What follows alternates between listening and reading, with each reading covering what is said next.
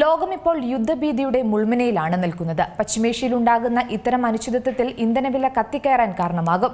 അത് അവശ്യ സാധനങ്ങളുടെയും സ്വർണത്തിന്റെയും അടക്കം വിലക്കയറ്റത്തിലേക്കും നയിക്കും.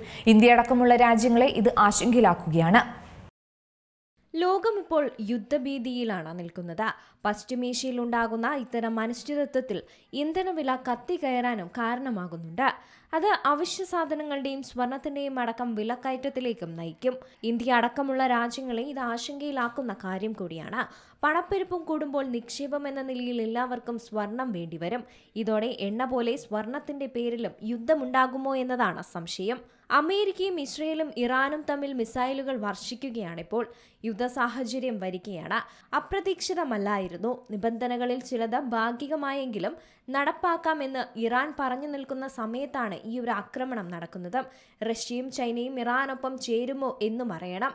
ഇതൊരു മൂന്നാം ലോക മഹായുദ്ധമായി മാറുമോ എന്നുള്ള ആശങ്കയുമുണ്ടെന്നാണ് സാമ്പത്തിക വിദഗ്ധരടക്കം സൂചിപ്പിക്കുന്നത്. ഇത് പെട്ടെന്ന് അവസാനിപ്പിച്ചില്ലെങ്കിൽ സ്വർണ്ണവില 1.5 ലക്ഷത്തിലേക്ക് വരെ പോകാം. സ്വർണം നാളെ വാങ്ങാമെന്ന് വിചാരിച്ചു നിൽക്കേണ്ട. സ്വർണ്ണവില 1 ലക്ഷത്തിന് താഴേക്ക് പോകുന്നത് വരെ വാങ്ങുന്നില്ല എന്ന് തീരുമാനിക്കുന്നതായിരിക്കും നല്ലത്. നിക്ഷേപം എന്ന രീതിയിൽ സ്വർണം വാങ്ങുന്നവർക്ക് വാങ്ങാം. എങ്കിൽ സ്വർണ്ണവില കൂടുന്നത് കൊണ്ട് അത് ലാഭം തന്നെയായിരിക്കും.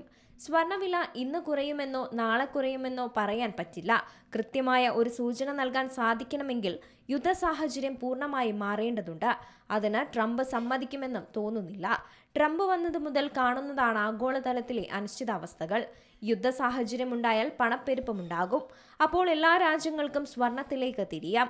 ഖനനം ചെയ്തെടുക്കാനുള്ള സ്വർണത്തിന്റെ ലഭ്യത തന്നെ വളരെ പരിമിതമാണ്. ഡിമാൻഡ് അനുസരിച്ച് ലഭ്യത വർദ്ധിക്കുന്നില്ല. സ്വർണത്തിന്റെ പേരിൽ യുദ്ധമൊന്നും ഉണ്ടാകില്ല. യുദ്ധ സാഹചര്യത്തിൽ കറൻസികളിൽ നിക്ഷേപിക്കുന്നതിന് പകരം സ്വർണത്തിലേക്ക് നിക്ഷേപം മാറ്റാൻ ആൾക്കാർ നെട്ടോട്ടമോടും. വലിയ യുദ്ധത്തിലേക്ക് കാര്യങ്ങൾ നീങ്ങിയാൽ ഇന്ധനവില കുതിച്ചുയരും. ഇതോടെ ഇന്ത്യ പോലെ ഇന്ധന ദൗർബല്യമുള്ള രാജ്യങ്ങളിൽ വിലക്കയറ്റവും പ്രശ്നങ്ങളും ഉണ്ടാകും. യുക്രൈൻ സമയത്ത് സംഭവിച്ചതുപോലെ തന്നെയാകും കാര്യങ്ങൾ. അങ്ങനെ വന്നാൽ സ്വർണ്ണവില കുതിച്ചുയരും. രാജ്യങ്ങൾ മുന്നോട്ട് വന്ന് ഇറാനെയും അമേരിക്കയും സമാധാനിപ്പിക്കണം. പക്ഷേ ട്രംപ് വഴങ്ങുമോ എന്നത് ഉറപ്പില്ല. ട്രംപ് എന്തൊക്കെ തീരുമാനിക്കുമെന്നും പറയാനാകില്ല. ഒരുപക്ഷെ ലോകമഹായുദ്ധം തന്നെ ഉണ്ടായേക്കാം എന്നാണ് വിദഗ്ധർ നൽകുന്ന സൂചന. അല്ലെങ്കിൽ ലോകം സമാധാനത്തിലേക്ക് പോകുമെന്ന് തന്നെ പ്രതീക്ഷിക്കാം. Business desk, Zee Malayalam news. ഏറ്റവും പുതിയ വാർത്തകളും വിശേഷങ്ങളും വിരൽത്തുമ്പിലറിയാൻ സീ മലയാളം ന്യൂസ് എല്ലാ ഡിജിറ്റൽ പ്ലാറ്റ്ഫോമുകളിലും ലഭ്യം.